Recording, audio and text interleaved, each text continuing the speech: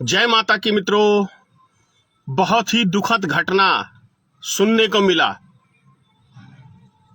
उज्जैन महाकाल की नगरी, 12 साल की बच्ची मदद के लिए दरवाजे दरवाजे भटकती रही।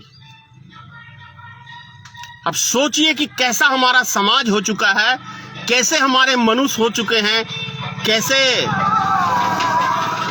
आदमियों की सोच हो गई है और कितने गिरे हुए इंसान हो गए हैं कि 12 साल की बच्ची का रेप, और वो मदद के लिए दरवाजे दरवाजे भटक रही है और लोग दरवाजा नहीं खोल रहे हैं। कैसा है शासन, कैसा है शासन। और उसके बाद मामा की सरकार यानी शिवराज की सरकार, यूं कहूं भांजी का रेप और मामा खामोश, क्योंकि कंस मामा है ना, कंस मामा को मजा आता है ये सब चीजें देखने में।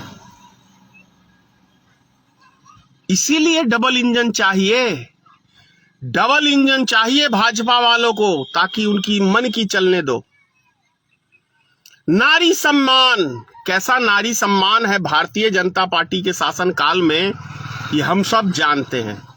मणिपुर देख लीजिए, 5 महीने हो गए, 5 महीने से जल रहा है।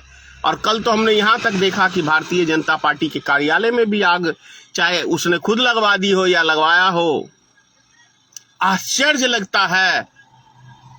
आपको कैसा लगता है, क्या आनंद आता है? और जो व्यक्ति भारतीय जनता पार्टी को सपोर्ट करते हैं, कहीं ना कहीं वो गिरे हुए मानसिकता के लोग हैं और उसी कैटेगरी के हैं। कौन सी कैटेगरी?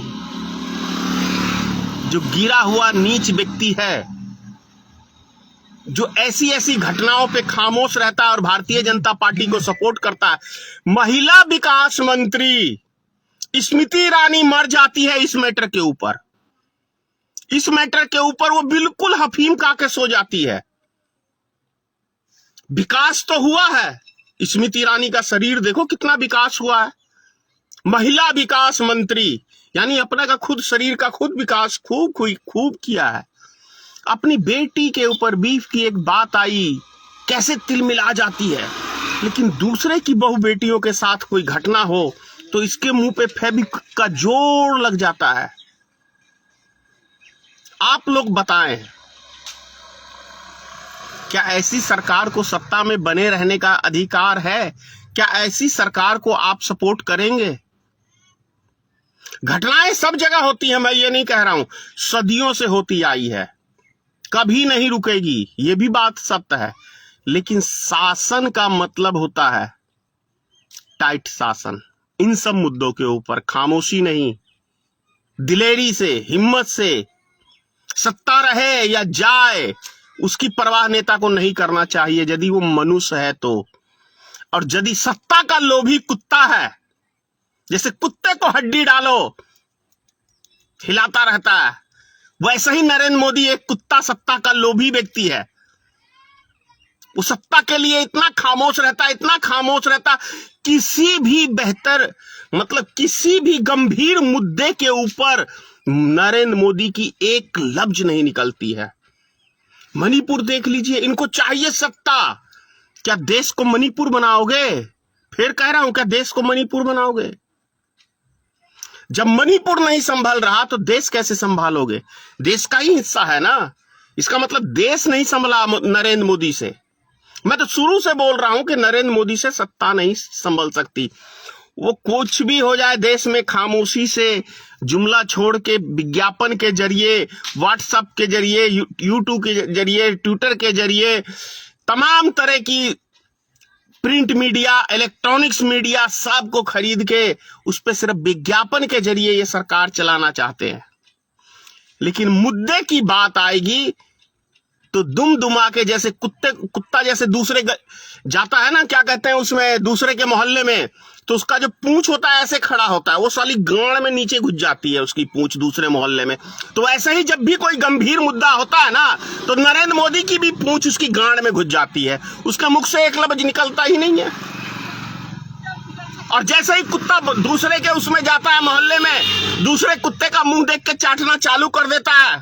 वैसे ही नरेंद्र मोदी है हमारे देश का,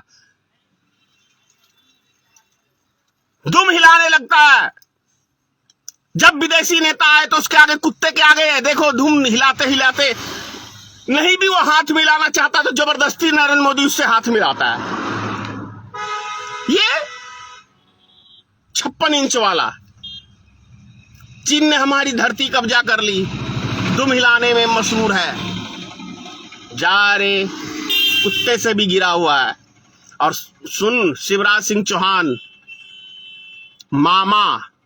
मामा का लफ्ज पता है?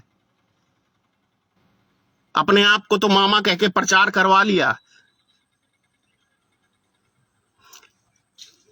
इसी शिवराज सिंह चौहान की सरकार में लोग, इसी के नेता का एक व्यक्ति दलित के माथे पे पेशाब कर देता है, ये जाता है उसका चरण धोने के लिए, मतलब दिखावा। इस लड़की का रेप हुआ है, इस पे एक लफ्ज नहीं निकलेगा, इस पे निकालो, इंसाफ दो। सत्ता के भूखे कुत्ते हो तुम लोग, इसके अलावा कुछ नहीं हो। सत्ता की बस भूख है, बाकी इंसानियत, जमीर कहीं से भी इनके अंदर नहीं है, कहीं से भी इनके अंदर नहीं है। जय हिंद।